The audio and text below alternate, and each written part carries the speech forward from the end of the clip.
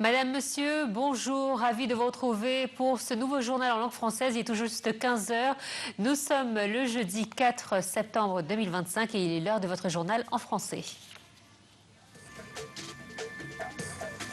Le président Abdel Fattah el-Sisi adresse ses félicitations au peuple égyptien ainsi qu'aux nations arabes et islamiques à l'occasion du Mouled el-Nabi.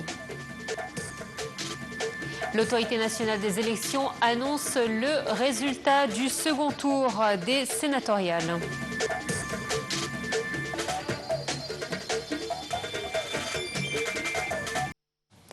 Le président Abdel Fattah el-Sisi a adressé ses félicitations les plus sincères au peuple égyptien ainsi qu'aux nations arabes et islamiques à l'occasion de l'anniversaire de la naissance du prophète Mohammed, que la paix et les bénédictions soient sur lui.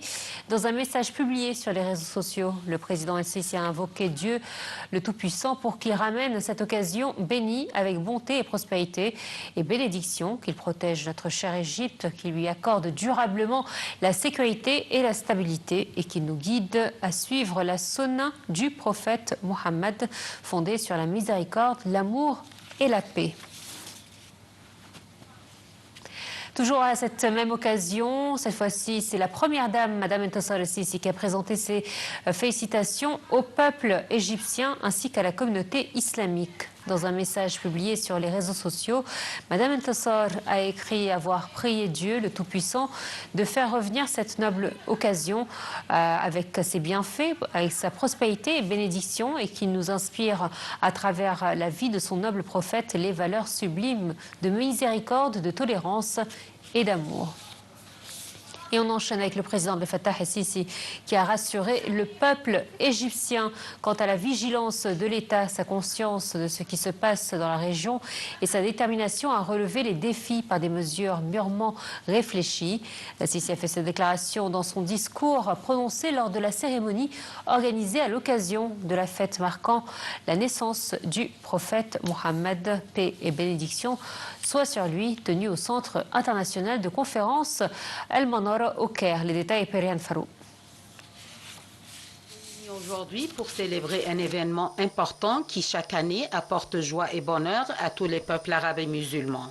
Il s'agit de l'anniversaire de la naissance du prophète Mohammed, que la paix et les bénédictions d'Allah soient sur lui, dont Allah le Tout-Puissant a dit « Nous ne t'avons envoyé qu'en miséricorde pour l'univers ». C'est ce qu'a déclaré mercredi le président Abdel Fattah el-Sisi dans son discours prononcé à l'occasion de la célébration d'El Mouled, la fête marquant la naissance du prophète Mohammed, tenue au Centre international de conférence El-Manara au Caire. El-Sisi a ajouté que la célébration de cette année revêt un caractère particulier puisqu'elle marque le millénaire et demi de la naissance du prophète. Le chef de l'État a souligné que la célébration de la naissance du prophète est une occasion unique de faire revivre les valeurs et les mœurs prophétiques qu'Allah a décrites en ces termes et tuées certes d'une moralité éminente. Il a appelé à ce que cette célébration soit un véritable renouveau afin de réinstaurer les valeurs morales dans tous les aspects de la vie.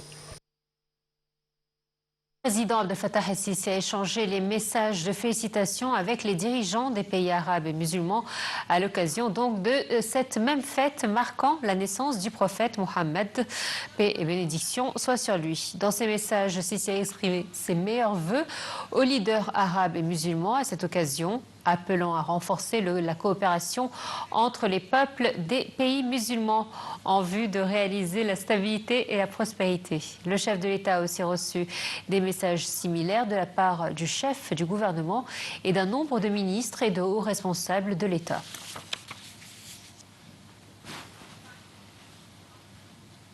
Le ministre des Affaires étrangères, de l'immigration et des Égyptiens expatriés à l'étranger, Dr Badr Abdelati, et son homologue marocain Nasser Bourita ont affirmé leur intention de poursuivre le renforcement des relations bilatérales entre les deux pays frères, ainsi qu'à exploiter les opportunités disponibles pour établir des partenariats fructueux et soutenir les relations commerciales, économiques et d'investissement.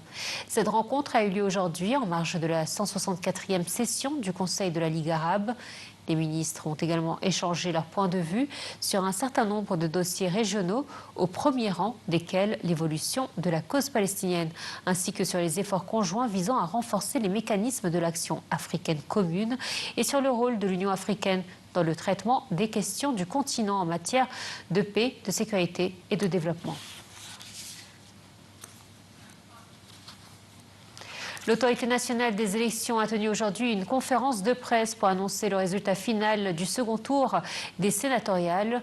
Le conseil d'administration présidé par le juge Hazem Badawi s'est réuni ce matin avant la tenue de la conférence de presse. Le juge a annoncé que l'autorité n'avait reçu aucun recours concernant les opérations de vote et de dépouillement du second tour des élections du Sénat qui s'est déroulé dans les circonscriptions des gouvernorats de Ghorbeya, Beni Souef, Ismaïlia, Luxor et de la Nouvelle-Vallée.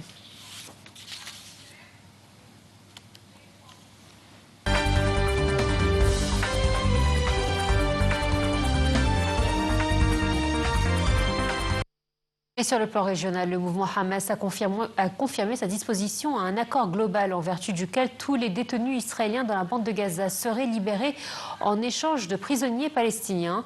Cet accord mettrait fin à la guerre, prévoirait le retrait de toutes les forces d'occupation de l'ensemble de la bande, l'ouverture des points de passage pour acheminement de toutes les nécessités du territoire, ainsi que le lancement du processus de reconstruction.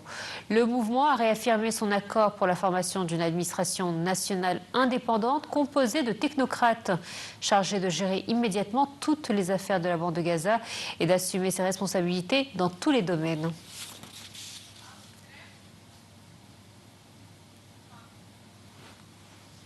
Pour sa part, le Premier ministre israélien Benjamin Netanyahou a qualifié la déclaration du mouvement Hamas de trompeuse, selon ses propos.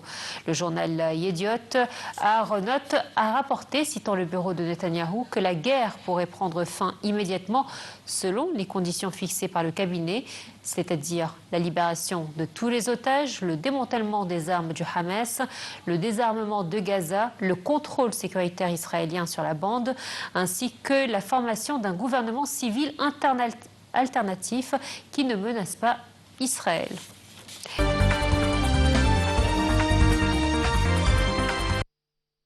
La Russie a averti ce jeudi qu'elle refusait de discuter d'une quelconque intervention étrangère en Ukraine, quelle qu'en soit la forme, alors que certains Européens se sont dit prêts à déployer des troupes dans le cadre d'un règlement du conflit. La Russie n'a pas l'intention de discuter d'une intervention étrangère en Ukraine qui serait fondamentalement inacceptable et saperait toute forme de sécurité sous quelque forme ou format que ce soit, a déclaré la porte-parole de la diplomatie russe Maria Zakharova devant des journalistes à Vladivostok, dans l'extrême-orient russe, avant une réunion de la coalition des volontaires réunissant les alliés, surtout européens, de Kiev.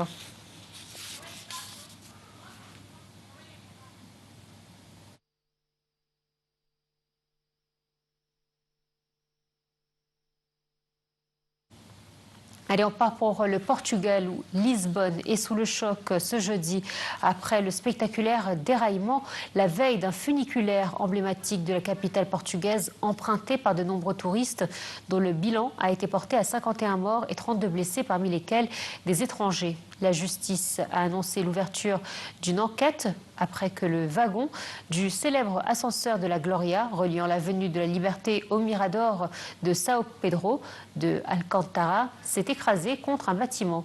Les causes de l'accident ne sont pas encore connues, mais plusieurs médias évoquent l'éventuelle rupture d'un câble de sécurité.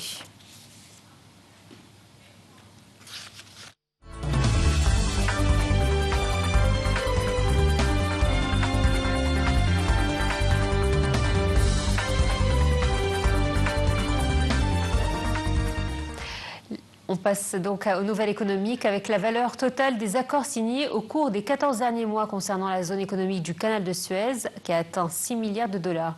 Selon le président de l'autorité générale de la zone économique du canal de Suez, la zone a attiré des investissements de plus de 20 pays répartis sur différents continents et a signé des accords commerciaux couvrant environ 70 pays. Voici les chiffres en détail. La valeur totale des accords signés au cours des 14 derniers mois concernant la zone économique du canal de Suez a atteint 6 milliards de dollars d'après les déclarations du président de l'autorité générale de la zone, Walid Gemaledine. Ces déclarations ont été faites au cours des réunions du Forum d'affaires égypto-bahreïni. Gamal Eddine a également précisé que la zone a attiré 311 projets d'investissement pour une valeur totale de 10,2 milliards de dollars. L'autorité a mis en œuvre un plan intégré graduel depuis sa création en 2015. Ce plan comprend la préparation de l'infrastructure, suivi de son activation par la création d'un climat d'investissement attractif et enfin la phase de localisation qui se concentre sur les industries ciblées et la maximisation de la valeur ajoutée locale, a affirmé Walid Gamal Eddine. La zone économique a attiré des investissements de plus de 20 pays répartis sur différents continents, alliant capitaux, expertise et technologies modernes.